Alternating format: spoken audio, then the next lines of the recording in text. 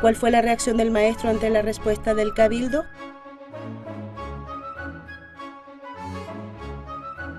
Rodríguez, ante la ceguera oficial, presenta la renuncia de la dirección de la escuela.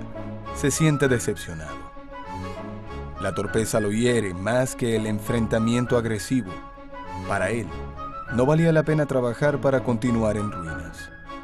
La escuela para él no era un empleo, sino un ideal vital.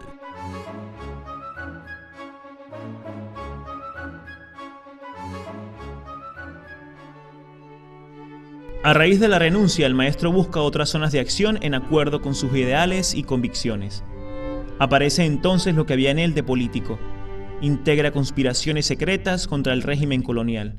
Lo que no acepta la monarquía y sus representantes debe ser impuesto por la revolución. Así piensa este joven, que desde temprana edad ya se interna en las grandes ideas. Más tarde, en sus trabajos para periódicos y en sus libros y ensayos, el elemento político será ver reiteradamente, y se quedará vigente hasta los años finales de la larga existencia del educador escritor. Se podría decir que hasta la víspera de su agonía el contenido político tenía prioridad, que no tenía más religión que la que había jurado en el Monte Sacro con su discípulo Bolívar. El juramento en el Monte Sacro fue político.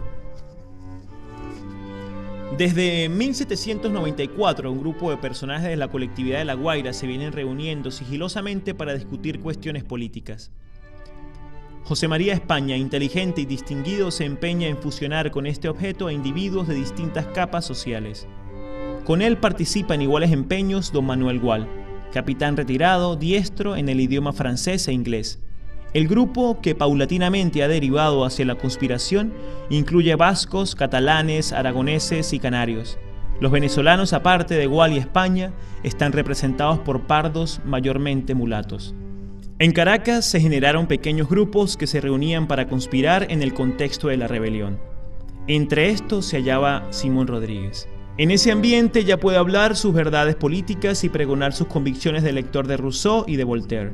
Obra, desde luego como todos, con inteligentes precauciones. El maestro terminó tomando parte de manera muy activa en aquella tentativa frustrada de implantar un régimen republicano e independiente en Venezuela. Las ideas de los conspiradores eran las más avanzadas del credo democrático revolucionario francés. Su texto básico era la más radical proclamación de los derechos del hombre y el ciudadano hecha en Francia en 1793.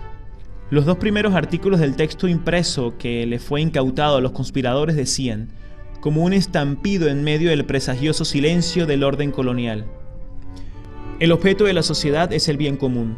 Todo gobierno es instituido para asegurar al hombre el goce de sus derechos naturales e imprescriptibles. Estos derechos son igualdad, libertad, la seguridad y la propiedad. Grandes fueron la alarma de las autoridades y la agitación pública provocada por el descubrimiento de la conspiración y de sus radicales propósitos. Muchos de los conspiradores huyeron, otros cayeron presos. Parece que entre estos últimos estuvo Simón Rodríguez, y que fue puesto en libertad por no haberle hallado pruebas suficientes para inculparle, pero con tantos antecedentes que lo señalaban como un hombre de ideas subversivas. Iba a ser difícil para Rodríguez continuar en su ciudad natal. Sale en efecto del país. Yo era presidente, escribía el maestro, de una junta secreta de conspiradores, denunciados por un traidor y hechos blanco de la ira del capitán general. Logré sustraerme a la persecución y a la muerte, porque ya embarcado en el puerto de La Guaira en un buque norteamericano y antes de darnos a la vela, supe que muchos de mis compañeros habían sido pasados por las armas, sin juicio previo y sin capilla. Complementa Oliari la información de la salida del maestro al exterior. Mal avenido Rodríguez con la tiranía que lo agobiaba bajo el régimen colonial. Resolvió buscar en otra parte la libertad de pensamiento y de acción que no se le toleraba en su país.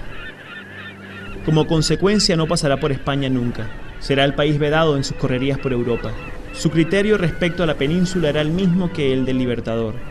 Bolívar no vio en la dependencia de España aprobio ni vergüenza, como veía el vulgo, sino un obstáculo para el progreso de la sociedad de su país, escribía Rodríguez en la defensa que hizo de su discípulo. Y partió Simón Rodríguez, a ocultas, quizás sin despedirse verdaderamente de su esposa, de su hermano, de su discípulo, de sus alumnos, amigos y parientes.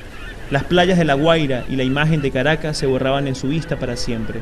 No lloró, tal vez ni se estremeció, no era un sentimental. Y ahora la ronda de preguntas. ¿Cuál fue la primera reacción del maestro Simón Rodríguez ante la negativa del Cabildo a su propuesta de reforma del sistema educativo colonial?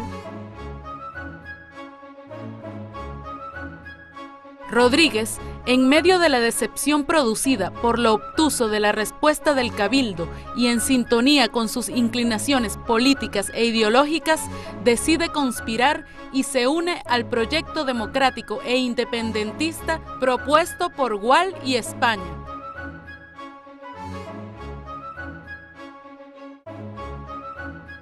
¿De qué forma participó Simón Rodríguez en la conspiración de Gual y España?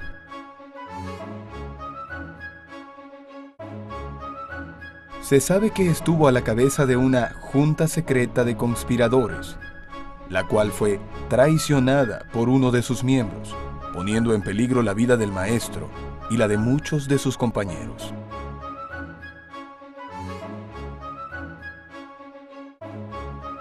¿Cuáles fueron las consecuencias de la participación de Rodríguez en la conspiración de Gual y España?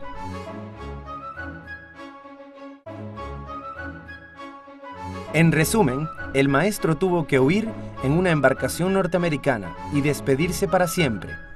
Rodríguez nunca volverá a Venezuela por temor a las represalias españolas.